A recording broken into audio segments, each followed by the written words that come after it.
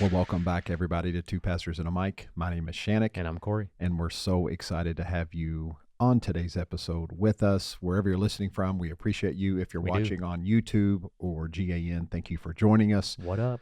We are just having a good time Great with time. this podcast, and today's episode is no exception as we are continuing in going through your book, What If I Told You? And we will get to this in just a minute in today's podcast. But first, if you haven't already, make sure you like, share, subscribe, leave a review, do it. all the things. Do it. What are you waiting on if you Do haven't it. done that already? But those of you that have shared this podcast with others and have told people about it, we appreciate you. So Matter much. of fact, we have been 2 setting weeks in a like row. record days and record weeks for listens, and it really does encourage us to keep going with this podcast. So thank you so much for doing that. We appreciate it. Also, a few of you last week responded to our challenge to actually share the post about our upcoming 200th episode. Yep. We're excited about this. Matter of fact, some statistics for you, and I'm going to throw this over to you and put you on the spot. I don't have There them. are some statistics on podcast, and isn't something like 90% of podcasts don't make it to episode like 10, and of the ones that do, 90% of those don't make it past a year. No, 90% of those don't make it to 20. Oh, So it's to even 20. crazier. Oh, wow. Yeah. Okay, so we are approaching episode 200, 200. which is it's pretty Crazy. wild. I Yeah. can't believe we've been doing this for almost 4 years. It And is- I did is make really a wild. joke because we've been talking a lot. We just had an emotional development day with our team. So we might be highly emotional right now. It was a good morning. It was an emotional Yeah, morning. or a but in little good way. exhausted. But we were talking about the first couple episodes on our podcast, and remember, I was like, I went back and listened to them because I had to for something specific, and I was like, man, I'm pretty angry at some of those early episodes. Yeah, it's probably a miracle that we made it past those statistics of 90% stop within the first 10 episodes, because as you go back and listen, and we've had that listeners Yeah. go back to number 1 and just start binging from the beginning, you probably will tell our journey along the way and hear That's our what's been cool. frustrations and the emotions in some of those early podcasts. And we've been vulnerable lately on even talking about that experience, specifically in 2021, like wanting to walk away, wanting to quit from a lot of different things. But we kept going. We kept going in this podcast. And I think it has turned into something that has produced a lot of fruit in other people's lives, as they have let us know it has been so encouraging to them and brought a lot of clarity in areas for them. So we appreciate you just letting us know that. Yeah. And again, just walking on this journey as two dudes just trying to figure out life and following after Jesus and loving well and what all that looks like. For real. So thank you so much. But we do have our 200th episode coming up. We'll actually be in the Netherlands when it is being released, or we'll be in Italy. We'll be in Italy. Okay, correct me on that. We will be in Europe. 199 will be in the Netherlands. 200 will be in Italy. And so that'll be a good time. And we're doing this promotion on our socials, and a few of you took us up on this. Make sure you Not do it. very many, and I'm shocked because we're actually giving away $200 for our 200th episode. And there's not a lot of work involved. All we're doing is asking you to share the post and comment what your favorite episode or series has been in So this. do it. In Go this do it. podcast. So just take us up on that. Go do that. Share that post when you see it again. I guess we're going to be posting again every week leading up to episode 200. Well, today is episode 195 as we continue in the journey of Cory's devotional book, What If I Told You? This is now a 21-day guide to knowing who you are and why it matters. If you're watching, I'm holding up. If you haven't bought it, what are you doing? Go buy it. Actually, a big shout out to the 7 people that bought it last week. I'm assuming it from the episode. From the episode. So thank you.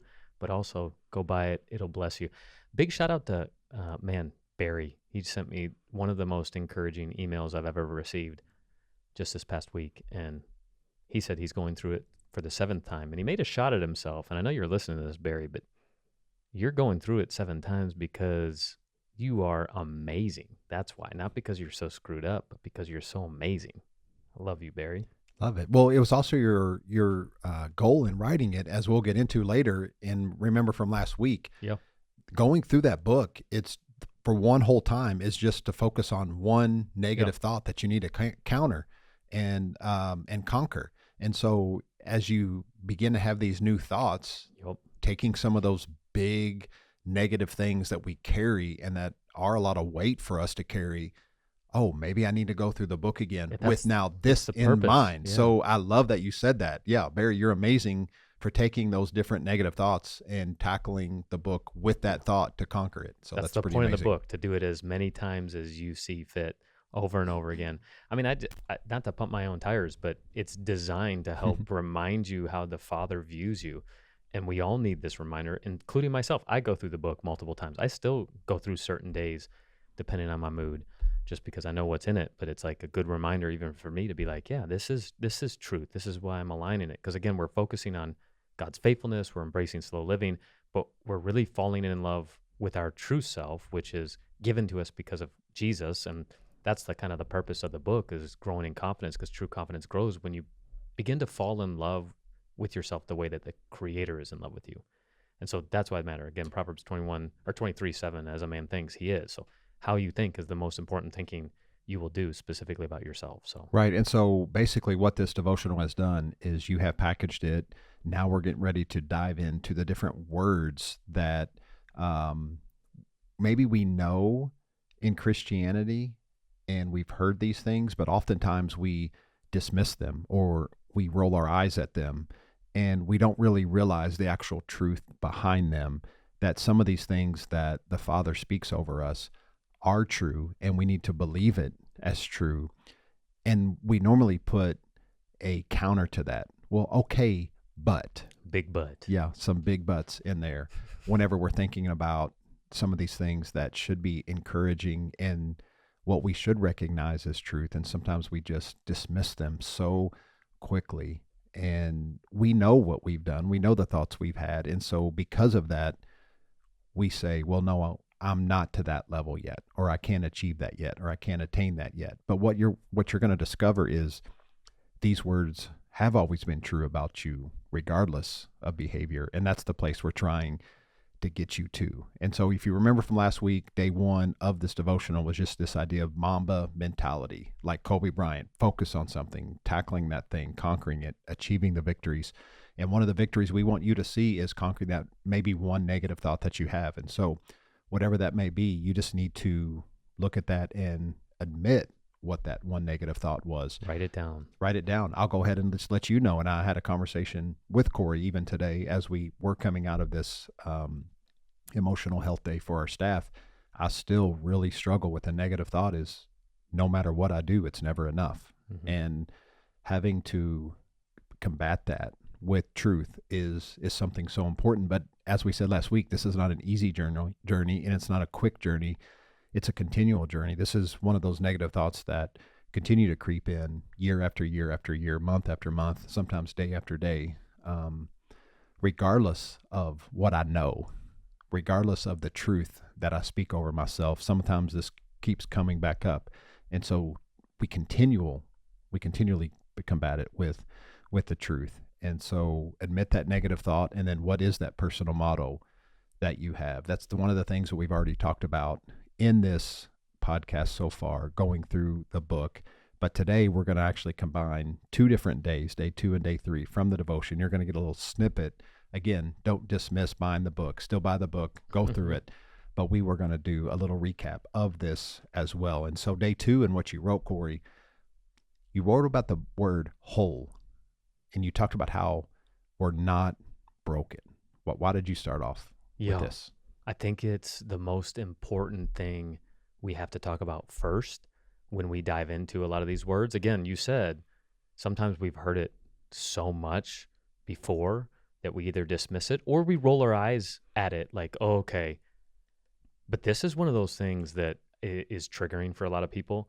It's very triggering for me when I hear people say, oh, I'm just broken, or the world is broken. And I understand where it's coming from, but I don't think we've critically thought about it. And my world was open to this when I actually went back to school to get education around the counseling world and psychology. And it's really, really important for us to get this because, and the reason for why I put this first was it's the most important thing to believe about yourself, that you were created whole and will always be whole, and your behavior doesn't dictate that. Your belief doesn't even dictate it, but your belief will determine if you believe it to be true, because Jesus already made it true. You were created in Christ Jesus, as Paul says in Genesis. You were created in his image and likeness, and no sin does not have that power or ability to change that. And that's why I think is so damning within the church, is because we've said this stuff. We all have brokenness in our lives, but we are not broken in and of ourselves. When we attach our identity to our issues or problems or trauma, we are attaching the wrong identity to ourselves. And that's why it's so important to begin this healing process emotionally, because healing our hurt allows us to connect to who we have always been. And I talk about it in the book, but we talk about this in the counseling world is hurt must be heard before it can be healed.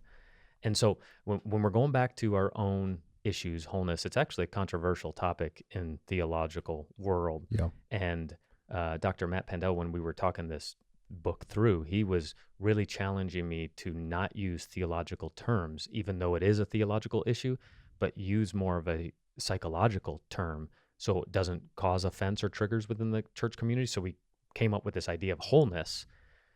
And it's so important for you to know that you're whole, because again, the most important thing you do is how you think about yourself. And what I'm trying to do with this book is help you align how you view yourself with how God views you. Because what's her name? Dr. LaPera, she came up with this idea through trauma. She's a psychology person, a mental health person, a counselor, licensed counselor. She says, broken is the illusion created by trauma. Wholeness has been and will always be your truth, the truth. Because again, you're created in his image and likeness. You were never broken. You were just coping. Yeah.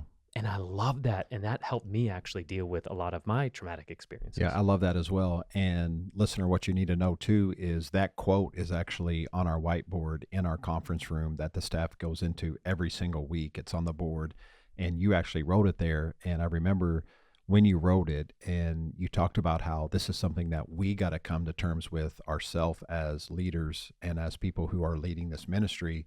But also, this is the perspective and mindset we need to have as we look at people coming in that need help, that need ministry, that we're reaching out and loving. That brokenness or being broken is just the illusion created by trauma. Wholeness has always and will always be the truth.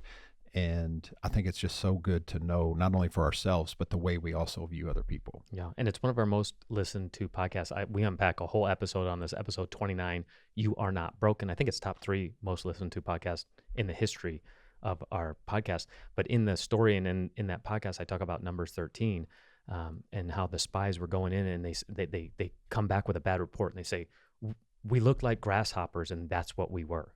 And they spoke that identity. They spoke that into existence. Were they grasshoppers? Metaphorically, obviously, no. But because they believed that about themselves, they didn't go into the promised land like God had told them it was already theirs. And so how we speak about ourselves is so important, because you are not broken.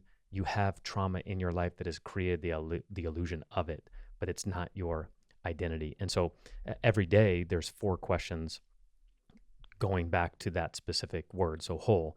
And so one, how does this word whole help you conquer the negative thought that you were supposed to write from day one?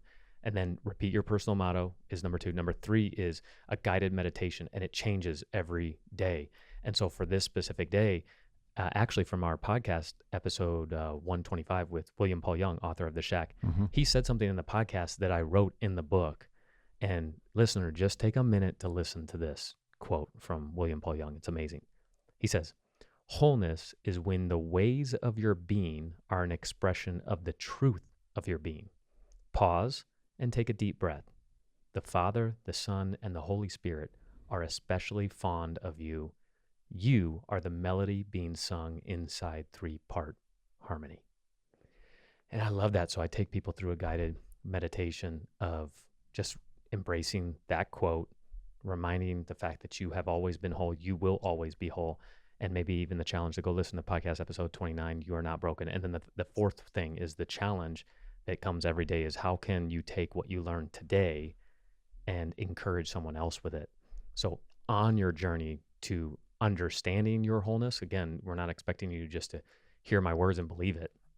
It takes time, especially when you've believed lies about who you are for years, most likely. So how can you encourage other people as you are learning and believing the truth about who you have always been? Yeah, I love that. And so, just for an example, for you listening today, I'll go ahead and use myself again. I won't do this on every episode and everything, but that we go through. But this lie that I believe that nothing I ever do is enough, thinking about how I'm whole. Well, nothing I ever do, any task, any accomplishment will add to me being more whole than I already am. Mm. And so that you got to start thinking in terms Yeah. like that. And then you sit in that. Yeah. And remind yourself on a regular basis of, no, I'm not what I do. Yeah. I So am, so you are fully whole. whole. You're not broken. Whole. The second thing, we're going to go into day 3. This is another question. Again, the first one might be very controversial, and some people, even in the theological world, are like, no, that's not true. Even though they don't have a Bible verse. But this one is one everybody has heard their probably whole life. And this is one of those ones, though, that they probably dismiss very quickly. Or, roll their eyes. And this is the truth, that you are loved. Loved. So let's talk about that. I think it's important and appropriate to probably just be silent, because especially as a pastor's kid and in the church world, we hear it so much that I think people just dismiss it right away. Oh yeah, I know that. Okay, let's change it then. And I'm going to change it right now. Do you know that God likes you right now as you are and not as you should be, or what you even perceive you should be? Like, he's in love with you as you are. He likes who you are. And this day, we kind of talk about labels, and we see this a lot. And I talk about the fact that even in Jesus's healing journey of healing others, we're rarely given people's names. We're oftentimes given people's gender and issue. You know, the woman with the blood issue, the man with a withered hand, the demon-possessed boy. Like, right, Rahab the prostitute. Yeah, well, that's a name. Oh, well, still, it was a label. Yeah, but that wasn't from Jesus's day. Oh, okay. But that's a good example. What I first thought of. She was, and Matthew kind of redeems that. But in the life of Jesus, yeah, we're rarely given those people's names that he has interactions with. And I think it's really telling, though, because I'm guilty of this, giving somebody a label based on what they've done. Oh, she's had an affair. He's divorced. She struggles with this. He struggles with that. And it can be very easy for us to attach labels. We do this even in the Christian world. Oh, beware of those pastors because they are fill in the blank. And we've been labeled certain things too. But I've also been guilty of giving other people labels. I want to be careful that I don't swing so far on the pendulum of being a grace teacher that I then look down and label people for mixture or law, in a negative connotation. And I've been guilty of that too. But one of the most important statements I think I make in the book, and I've been preaching this to our youth at camp every single year since 2013, is it's impossible to follow God when you are unsure about how he feels about you. And so that's why it's really important for us to just sit in this thought. I remember the first time I heard it like that, I heard Brennan Manning live in New York when I was visiting. Right before he died, one of the last times he spoke. And he had this sermon, don't remember it, but as he was closing, he asked these questions. And I remember being so moved, I could still see it, reiterate it.